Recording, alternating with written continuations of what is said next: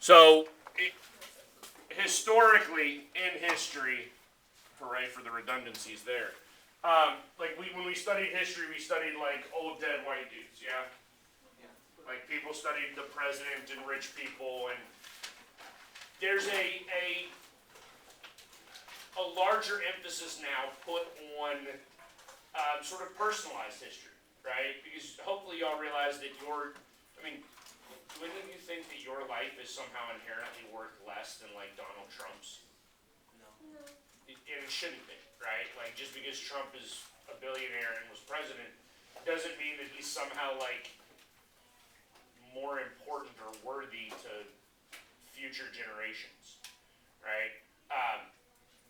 So a couple of things to understand. One, we're going to be making some broad generalizations, right? Because it's really the only way to study social history, unless we do sort of what's called case studies, right? Where we look at a very, very specific individual and be like, here was their life, right? I would actually like to do that from time to time in here, where we'll look at more primary source document stuff, like journals that people wrote and left, and we're like, here's what I did on a day-to-day basis, right? But what we're going to look at over the next 2 days is really sort of the day-to-day lives of people in the colonies. And again, we're going to focus more on Virginia and Massachusetts because it's really easy, I think, to compare the two. And then we'll just kind of touch upon some of the other colonies. All right. It's also important for you to understand that we can't really talk about the life of people without also talking about economics, right? Obviously, a significant part of my life is my career, the fact that I'm a teacher, an educator, a college professor, right? That has a significant influence upon my day-to-day life and how I function and sort of what I do, right? So we will definitely look at economics throughout this as well. All right, so that should sort of set the stage here. All right, so we're going to start in Virginia. And basically, these are the 4 things that we're going to sort of look at in terms of life in Virginia. And it will be somewhat redundant because obviously plantation life as sort of how life functions on a plantation will then be covered again when we cover the economics, right? So we're going to go from one sort of life in Virginia, life in Massachusetts, economics in Virginia, economics in Massachusetts, and back and forth, right? So we're going to start with the plantation idea. Hopefully some of this is relatively logically sound for you, right? Like you don't have to think about it in too much detail. Reagan, the last slide was just an overview of the next 4. You're fine. Okay? All right? So in the plantation system, people were spread out from one another, right? Now that doesn't mean that like everybody was spread out from each other, because your very, very large plantations could have over 100 slaves, right? And those 100 slaves lived in slave quarters, right? You'd still have indentured servants that were living on the plantation in which they were residing, right, or in which they worked. So you had a significant number of people living within close proximity of each other, but not like the landed gentry peoples. Do we know what gentry is? No? Like, can I use the word aristocrat? You know what that is? No? Okay, like high society people, right? People that are betters. You know what I mean when I say that? Like they think they're better than you because they're rich. Okay? And you'll see when we get to Massachusetts, this is a distinct difference between what was happening in Massachusetts and what's happening in Virginia, right? For the most part, especially in colonial times. Now, this will get different after we get into America as a nation. But during colonial times, the master of the plantation, right, the dude that was in charge, regularly oversaw sort of the day-to-day operations of what was going on, right? Eventually, that's going to become a job. It's actually called overseer, right? But initially, we're not hiring out for that position, right? If it's your plantation, you're the one sort of determining what to plant where, how to allocate your labor, right? When to plant, when to sow, like all that stuff, all right? Now, because plantations are essentially big business, right? So the master is like the big boss. Okay, they're not doing the actual labor. We understand that, right? So if you are planning everything, right, you decide which fields are going to be planted at which times, right, and you make sure that you've got the seeds for everything, and how to dig irrigation systems in order to water your fields, yada yada yada, right? Like you're handling all of that. Okay? When the slaves are actually working, what are you doing? Very little, right? You're just kind of watching, right? That actually leads to something that will become a recurring theme in this class, and that is leisure. Do we know what leisure means?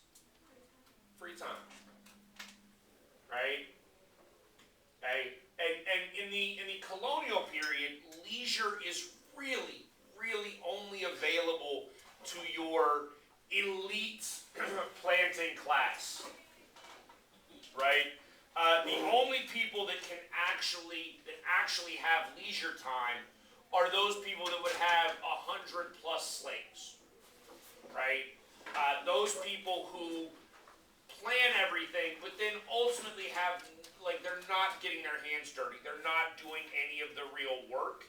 And so they are capable then of going out and going hunting, for instance, right? Like they can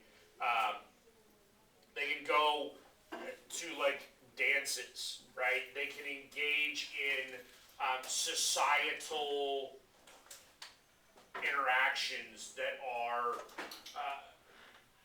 capable of occurring because somebody else is doing the labor for you and somebody else is ensuring that you have some sort of wealth, right? The next thing that I want you to understand in terms of like society on the plantations, and again, we'll juxtapose this with the Massachusetts colony, and we'll compare it with Massachusetts, right? But because the plantations are spread out, the children of plantation owners, right, are actually relatively frequently sent off to England, to English boarding schools, where they're given an education there, right? Some of our planters, our plantation owners, are wealthy enough that they would hire out tutors that would come to the house and teach them directly, teach the children directly, right? Occasionally in the South, we do have some communities that might actually have a school, but for the most part, during the colonial era, there is not like a formal community education concept. All right? Okay, so the headright system and labor then. Okay, if you were a laborer, right? Well, one, we already talked about this, and so some of this is going to be repetitive because I want to make sure that it's drilled in your head and you really understand, right? Because the headright system is utterly essential to understanding the foundation of the United States, right? Because you've got people that are taking a chance coming out here, and a part of that chance, or what they get for it, is that 50 acres worth of land. Right? The more people that you bring over, the more land that you get. There's actually I don't remember the guy's name. There is a historical example of a dude who basically traveled from the New World to England like 8 times. Like he went back and forth 8 times. Every time he got to the colonies, he claimed headright on himself and got 50 more acres. Right? Okay. That's also going to have a significant impact because obviously as you're acquiring, specifically in Southern culture, as you're acquiring those larger land areas, right, that lends itself to plantation-style agriculture. It lends itself to commercial agriculture. And then that increases the need for more labor. So now you're bringing more indentured servants over initially, right, in the 17th century and then even into the 18th century. And every indentured servant you bring over, you can claim head rights on, right? So if you're paying somebody's passage to come, they don't get to claim the land because they didn't pay to come here themselves. You get to claim the land, right? Which means you acquire more land, which means you need more labor, which means you get more indentured servants, and it becomes cyclical. We understand that? Okay? The labor for either indentured servants or slaves, or just planters that are controlling their own farms. Farming, if you don't know, farming is incredibly labor intensive. Farming is labor intensive today, right? Like, if you are a farmer today, like, you are up when the sun rises and you work all day and you probably work 6 days a week, right? And you have things like tractors now that they didn't have back then. Right? So at this point, I mean, and we'll talk about some of we'll talk about the mechanization of agriculture over time in this class, but like at this point right now, and you can see sort of from the image, right, you're out there cutting sugar cane down, you essentially have a hatchet, a machete, right, and you're hacking that down at the root, sort of one stalk at a time, right, and then somebody else is gathering it up and taking it to the sugar mill where it's pressed down and turned into molasses and all that. But I think I told you specifically sugarcane, right? Like, average life expectancy for a slave on a sugar plantation was barely over 30 years, right? And when I say 30 years old, I don't mean like they worked as a slave for 30 years. No, I mean like they did at 32, right? Like worked to death by age 32 because the labor is so intensive, right? Tobacco is intensive labor-wise, right?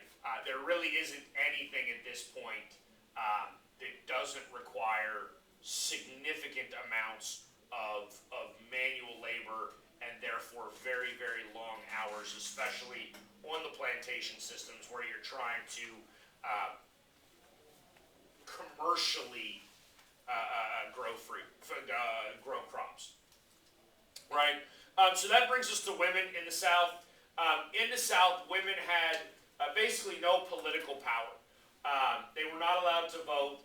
Very frequently, they were not allowed to own property. Although there are instances, there's a number of instances. So it's probably an overly hasty generalization. We do make that generalization that women couldn't own property, but there are all sorts of instances in which women do because their husband dies or whatever, right? Again, life expectancy is relatively low in the South at this point, not just amongst like slaves, but really amongst everybody in the 17th century because disease is still really bad, but labor conditions are rough. People are working themselves to death. Okay? So it actually wouldn't have been uncommon for women to have 2 or 3 marriages if their husband had passed away. And so sometimes when their husband does pass away, they're able to take like ownership of property and things like that. Relatively frequently, women sort of help run the day-to-day operations of plantations, right? Specifically what is going on in the house. They would have been an overseer for your house slaves, those slaves that would come into the home and do the cooking or the cleaning or the things like that, right? Stereotypically women's work. Okay? The one thing that women really actually had going for them in the South, they had social power. They had significant social power, right? Because one of the things that you need to do early on in American colonialism is you need to increase the population, right? You need to increase the population because you have a whole bunch of people dying off as a result of disease, as a result of hard work, as a result of skirmishes with Native Americans, right? So therefore you need women because women are the only ones that give birth, right? However, in specifically our southern colonies, the southern colonies where you have more indentured servants coming over because there's more need for labor in the South, right? You might have a 7-to-1 ratio of men to women, right? 7-to-1. Like 7 men. 7 dudes for 1 woman, right? So now here's the thing, if you were a woman, what does that mean? You can be selective. You don't just have to marry the first dude that's like, hey, come live with me, right? Because while you don't have political power, you don't really have a legal standing as a woman, right? You're living in your father's house, and now you have multiple people coming to the house being like, hey, like, I think you'd make a good wife. And you could be like, I'm not interested in you. Like, I'm going to hold out for something better. Right? And that's something that doesn't always happen in history. Okay? But it's occurring here. Right? Because, I mean, if you think about it, like in today's society even, right? Like women that already have children are sometimes deemed to be less desirable. Like back then, no, didn't matter. First husband died, you available now? Like, let's go. Right? Because men needed a wife to help take care of day-to-day operations, but also to provide them with heirs and things like that. Right? So, I mean, honestly, like, y'all understand that we didn't really talk about this. Maybe we should have. Right? Do we know what some of the women that came to the New World came to do? They came to work. Wink, wink. Yes, prostitution. Let's think about this for a second. There's 7 dudes per lady. But you can only have one baby. I'm just saying, you could make a fair amount of money that way. Right? But guess what? Right? Let's just say, this whole conversation now on video, I don't know about all this. Right? But like, you're a young woman in your late teens, early 20s, right? And you decide, hey, I'd like to make as much money as I can for a handful of years. And then like 23 or 24 rolls around and you're like, you know what? I'd rather get married and settle down. Right? What's the likelihood of you getting married at that point? Negative. During this point, you still get married. Because dudes can't be that selective. Right?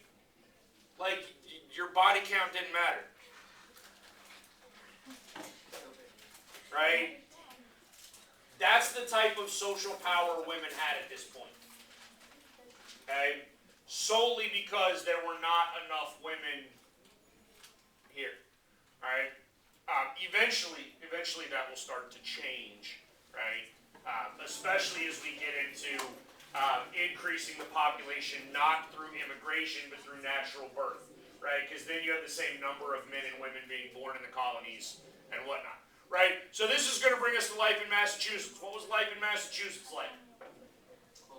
In Virginia, we had plantations, right? Plantations had one major plantation home. Y'all, I know I've got a picture in here somewhere in this PowerPoint. Have y'all ever seen what a plantation house looked like? White. Like if you're ever in Tennessee, if you're ever in Nashville and you just enjoy history, go to the Hermitage sometime, right? Which is Andrew Jackson's historical home.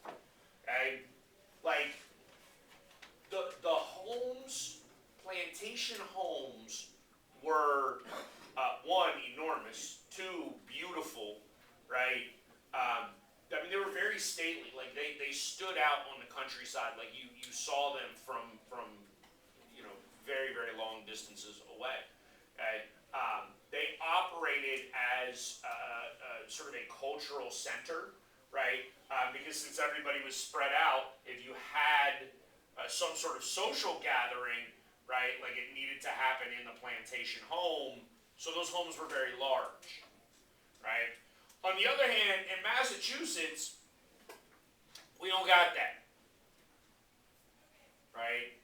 Massachusetts builds communities, right? Tight-knit communities that are basically built around some sort of village green or some sort of communal space in the middle, right? That communal space in the middle operates like a public square, right, where people would meet and talk and maybe trade some stuff or engage in commerce or whatever.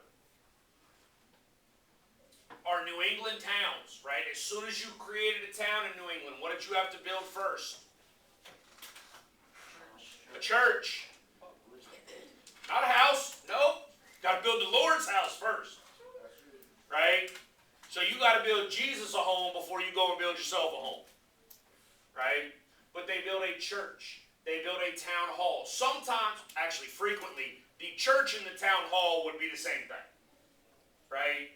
You could operate that, like that could be one building to do both things, because on Sunday you go to like sermon, you go to the service on Sunday, and then you can basically turn that sanctuary into some sort of town hall meeting center. Make sense? Right? I mean, they're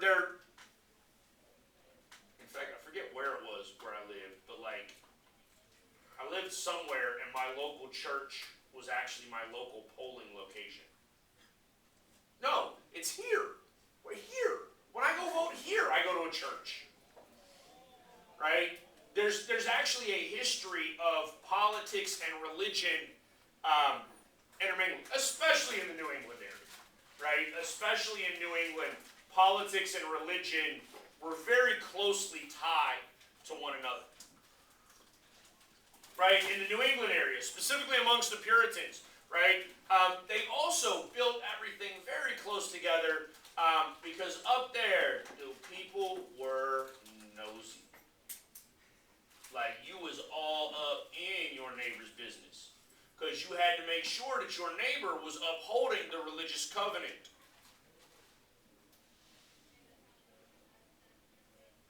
Okay, we're going to get to it tomorrow at the end of this PowerPoint with the Salem witch trials.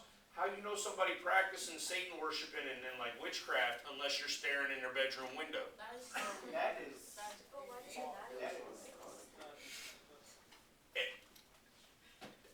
Reagan, that's an excellent question. I ask myself that question about all sorts of things every single day, right? Like I asked myself that question today about all manner of things today.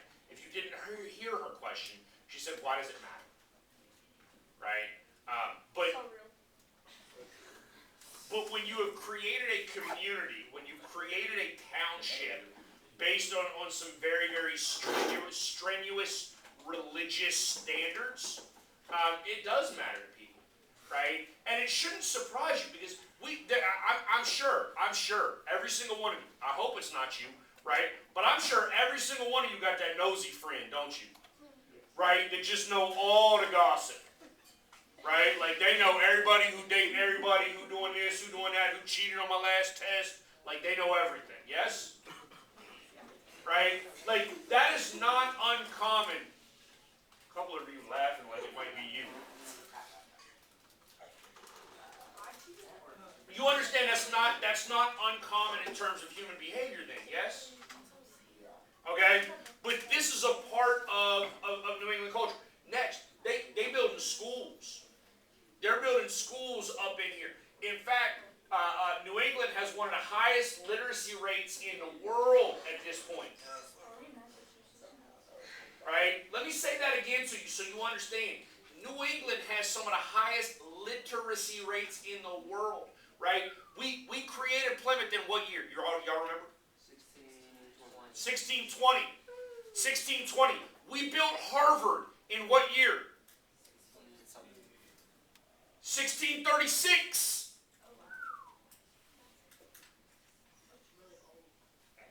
Like, I think that's right. Might be 1646. It's before 1650. Like, less than 30 years. That means we didn't have one generation, not one generation passed before we built a university in New England. Right? Because education is essential, right? This is really true of New England, and it's not true of New York. Wait, did we have this conversation about like? Yeah, we did. We talked about how like New York versus Boston, right? Like one is gridded and one's not, yes? Yeah. Yeah, okay. Good.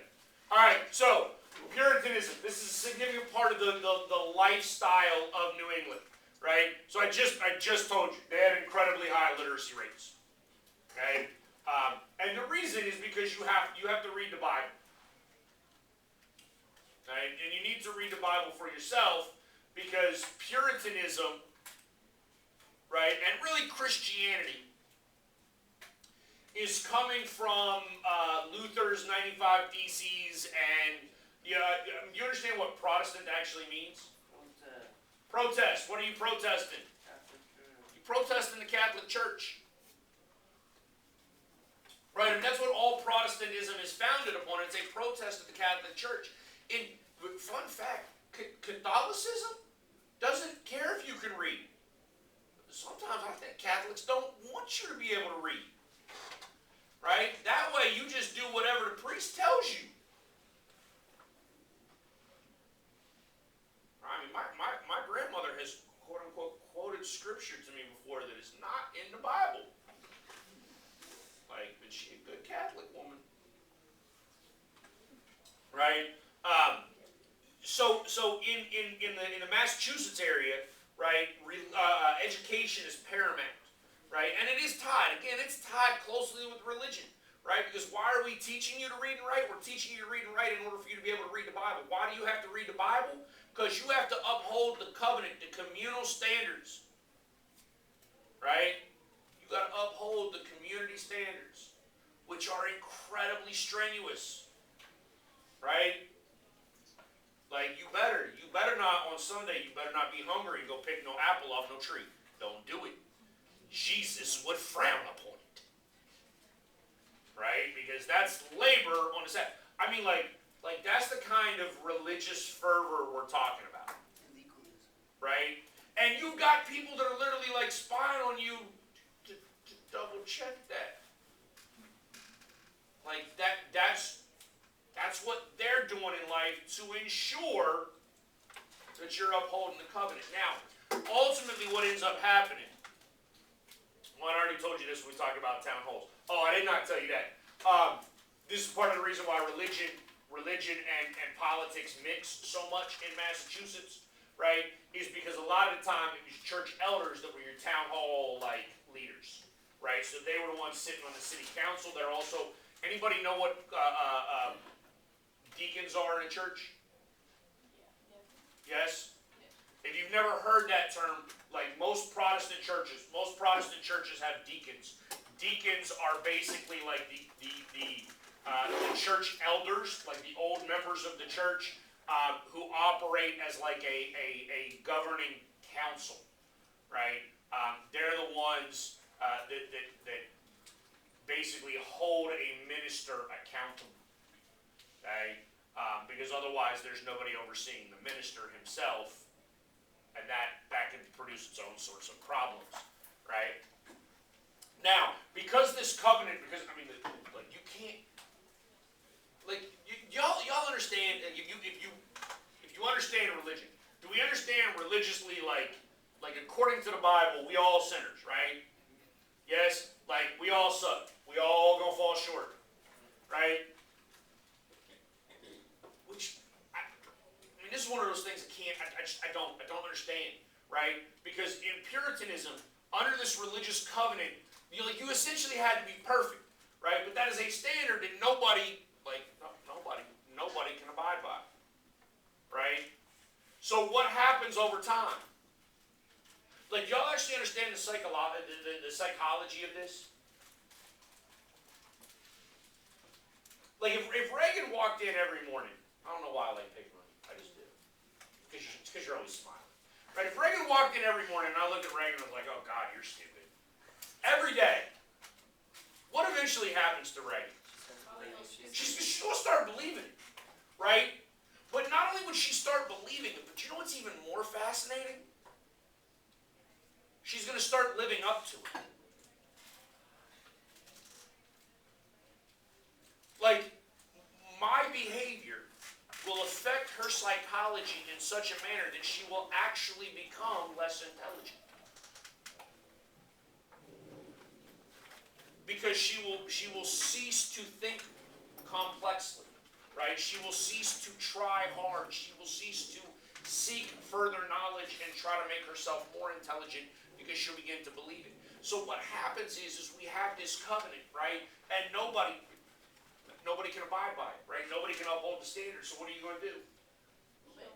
Quit. Quit. Quit.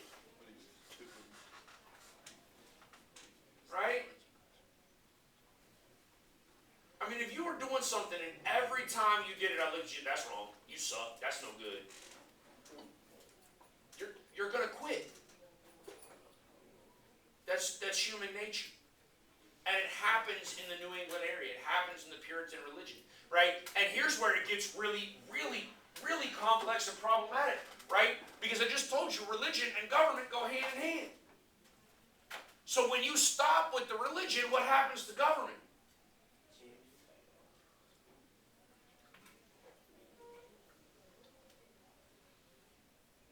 Who's participating in government? Members of the church. Well, you quit going, so now what? There is no members. Now you don't get a vote. Oh, no. There's always somebody, because some nosy Nelly, some Karen somewhere is like, I'm perfect, and I'm going to point out all y'all's flaws, and then I'm going to make all the decisions for everybody. Right? You don't ever get down to 0% like participation. You just don't. Right? But church membership goes down significantly. You have a whole bunch of people rebelling from the covenant. Right? Now this is early 17th century. Like this is, like it only takes about a generation. It takes about a generation, meaning by 1650, right? Like we've landed in 1620. By 1650, people are like, I don't know about all this Puritanism. I don't know about all, good. I don't want to live like that. Right? One generation. Okay? Which is part of the reason why when we talked last week, right, we talked about the founding of the different colonies, right? Like, why do Connecticut and Rhode Island start? Because of the religious issues in Massachusetts, right? Specifically because of the religious issues in Massachusetts. And so it's not sustainable, right? It's not sustainable. Okay, so that brings us to women in Massachusetts. Right? So women in Massachusetts, right, y'all understand women are the root of all evil, right? You understand that biblically? No. I'm not talking about like in real life. I mean like according to God and Jesus and the Bible. Right? Like if you are a fervent religious person, right, what happened in the Garden of Eden? Eve ate the apple. It's Eve's fault. All the problems in the world we can trace right back to women. Right? So if you are devoutly religious, do you trust women? No. Because if it wasn't for Eve, I'd still be living in the Garden of Eden. Living my good old perfect happy life. Okay? So under the Puritan faith, because of sort of Eve's role in original sin, right? Women are deemed to be immoral. Because women are deemed to be immoral, right? They're going to lose an opportunity to participate. Right? In fact, women are not allowed to hold positions of leadership in the church. Women are not allowed to minister. Right? Because they cannot make church decisions. That basically limits them from making political decisions. Okay? We end up with a woman named Anne Hutchinson who's likely to show up on the exam. Right? And I forget where Hutchinson has to run off. I think she runs off to Rhode Island. But for like 3 days, like Anne Hutchinson is put on trial because she's a woman and she's proselytizing. She's preaching. Right? She's put on trial. And for like 3 days, like they go back and forth for 3 days in this trial, like quoting scripture at each other and like going back and forth, and finally Winthrop's like, look, man, I didn't come here to argue the Bible with a woman. Like, you're not allowed to argue no more. Okay? Her only, like, sin, right? Her only flaw, what cost her the opportunity to remain in Massachusetts is because she was a woman quoting Scripture, right? She's not supposed to take any sort of leadership role or any sort of authority role, right? Women are supposed to essentially stay in the house and raise the children. Now, they did engage in, like, gardening, right? Like, they would go out and tend to their small garden, right? And when women were raising the children, another thing that happened specifically up in the Massachusetts area is it was not uncommon for the practice of sending kids out, right? And what that means is, right, sending out kids is really the idea of taking a, let's say, 12-year-old, right, probably somewhere around that age, right? So if Aaron's my kid and he hits 12, right, I might go send him to live with his uncle, right, so that he can learn how to be a carpenter, right? Or if Aaron is just an unruly little SOB, right, I'm going to go send him to live with the minister who's going to beat him. Well, he's got to beat the devil out you, son, right? So sometimes they were sent out because they were incapable of disciplining them. For the most part, they didn't really try to beat kids. Like, I mean, they would try to just shame them into certain behaviors first, but they weren't above, you know, like the whole spare the rod, spoil the child concept, right? As far as slaves go in New England, there were slaves in New England. That was a part of New England life. But there were a relatively few number of slaves, both in terms of overall population, right? So in terms of the whole population, there was a very small number of slaves, but also in terms of like slave ownership, right? So I told you a minute ago in Virginia, right? In Virginia, you might have a single dude that owns 100 or more than 100 slaves, right? Here in the New England area, it would have been uncommon for somebody to own, it would have been incredibly uncommon for somebody to own more than 2. Okay? The New England area does not have the soil necessary for sort of commercial agriculture. So it doesn't make sense to have a lot of slaves. The slaves that do exist in the New England area are actually generally taught some sort of skill, right? So it's actually skill-based slavery. Right? And initially, the slaves that first come into the New England area are actually treated as indentured servants. Right? So even though they are African sort of chattel slaves, right? Like those slaves that come over and it's supposed to be like if you are a slave, you're a slave for life. In the New England area, they're still treated as indentured servants, right? So you buy them and after 7 years or 10 years or whatever it is, right? That slave is capable of obtaining their freedom, right? Sometimes because they had a skill, right? Like let's say we taught a slave in the, I don't know, let's say Philadelphia, right? We taught a slave to be a cobbler, right? We know what a cobbler is? It's a shoemaker, right? So now that slave is working for us in our little shoe shop. That's probably the only slave we've got, right? And so he's working from sun up to sundown, right? 5 days, 6 days a week. Okay? Could he go back to his quarters and make shoes at home on his own time at night by candlelight? Yeah. What would he do with those? Sell them. Right? And then he's actually making himself a little bit of money even while he's a slave. That can happen in the New England area. That definitely did not happen in the South. Okay? We also have early remnants of religious objection, that's the correct word, religious objection to slavery, right? Specifically amongst the Quakers.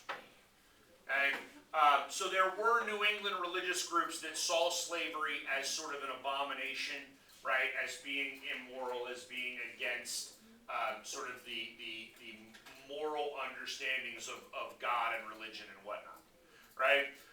Life in the middle colony in New York. New York is very different. It's Dutch, right? It's Dutch initially. In fact, you'll see in a minute sort of the difference of where racial or ethnic groups, European groups, whatever we're going to call them, where they settled in the colonies, right? But in New York, women were actually more engaged economically. They were typically responsible for business. They would negotiate contracts. They would do all sorts of things like that. Alcohol was also used as a form of payment, right? You should have gotten it out of the reading of A City Upon a Hill. Did we get the idea of fiat currency, paper money? Okay. Do y'all understand how paper money works?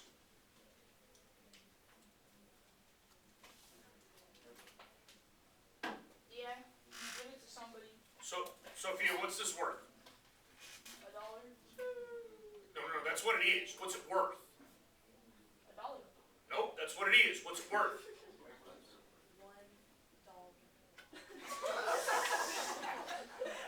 That's real. Reagan, can I trade you that pencil for $1? Yes? Yes. Okay, so then this piece of paper Oh, it's worth a is pencil. worth a pencil. That's its actual value. Because you and I are willing to trade. Right? Now, I'm not willing to trade because it looks like you already chewed the little thing off on that. I'm good. Alright? In which case, it's actually not, right? Would you trade that pencil for 50 cents? For 2 quarters? No? Okay, so it's not worth 2 quarters. What about 3? No? Alright. So we're not going to come to an agreement. Okay? Alright. The barter system, or utilizing like actual goods or commodities as a modicum for exchange, right, as a medium, right, like you give me a pair of shoes and I give you a small bottle of whiskey. Fair deal? Sure. Right? So in New York, I mean, if you had somebody come, like, lay a foundation for a house, for instance, like maybe you got them a cask of beer or whatever, right? In Pennsylvania, again, women are sort of similar in Pennsylvania to how they are in New England. But I did find this sort of fascinating and worth sort of talking about, right? As women were engaged in gardening practices, there was a communal aspect to it that I think might violate sort of our own understanding of how we function today. But at the same time, if you think about it deeply, it actually makes like logical sense, right? So if I have a small garden at my house, and all of a sudden my garden is infested with like ladybugs that are eating my tomatoes, right? And Maddie lives next door to me. Are you gonna come help me get rid of the ladybugs? No? So when you don't help me, guess what the ladybugs do after they don't eat all my tomatoes? They come and eat all your tomatoes, right? So it actually makes sense that you would engage in like communal practices like this because it's actually beneficial for you in the long run anyways, right? And obviously at this time we don't have like commercial pesticides and things like that, right? Basically catch them and like either kill them or take them away. Right? There's all sorts of like natural like remedies and things. Like I read once, I don't know if this is true or not, right? But I read once that like ants won't cross coffee grounds. Right? I don't know if that's true or not. Okay? Our education in the middle colonies is really probably somewhere. In fact, a lot of our middle colonies, and I think this is the real reason we call them the middle colonies, is a whole bunch of stuff that happens in the middle colonies is like half New England, half the South, right? So depending upon where you were in the New England or in the middle colonies, you might have had some sort of communal school that you could send your children to, right? Or if you were more frontier, more rugged, maybe not, and now you're looking more like the South, where you either have to hire a tutor, right? Mom is teaching the kids herself, or if you had the means, you can send them back to England to a boarding school, right? Both the New England area and the Middle Colonies, they do, although the Middle Colonies probably a little bit more than New England, right? They do begin to build homes with cellars or basements, right? Because one of the things that we find relatively early on is if you dig into the earth, right, you have a little bit better climatized or climate control issues, right? Y'all understand that? Like, if you, do you know, like, if you, well, we don't have basements in this, because the soil's too soft and it moves too much, right?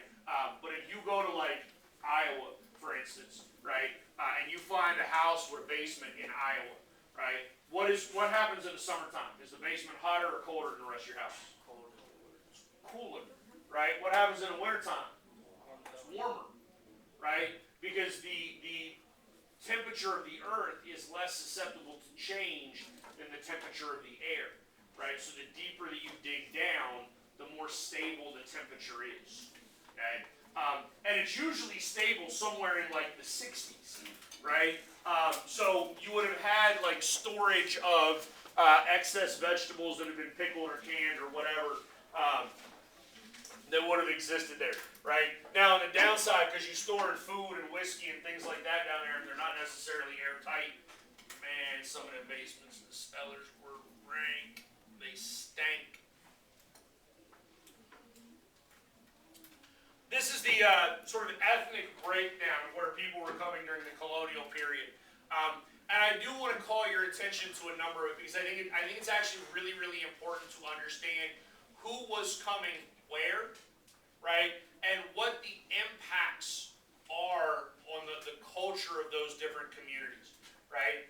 So if you look, all of that pinkish, fuchsia-ish color, whatever we're going to call that, right? That sort of lighter pink, okay, is all the English. Okay? And obviously that's the largest color, and you sort of see the English everywhere up here, yes? Yes.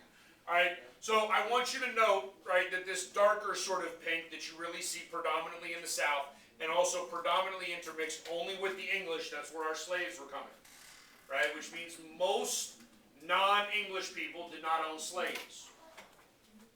Alright? When you get further out into the frontier, that's where you're going to get your Germanic peoples, your Scotch-Irish people. Those are your frontiersmen. Okay? Especially amongst your Scotch and your Irish, right? So Scottish and Irish people that came to the New World, they're generally second-class citizens in England. And so they would have been more willing to go further west and sort of try to make your own way as a result. Right? And then the only other thing that I want you to notice as you're looking at this is sort of the general diversity that exists in areas, right? And so hopefully as you're looking at this, you realize that there's a significantly larger amount of communal diversity in the middle colonies and then up into the southern New England area, right, or the western New England area, New York, which is why we still consider New York a middle colony versus other places, right? The frontier of the South is different.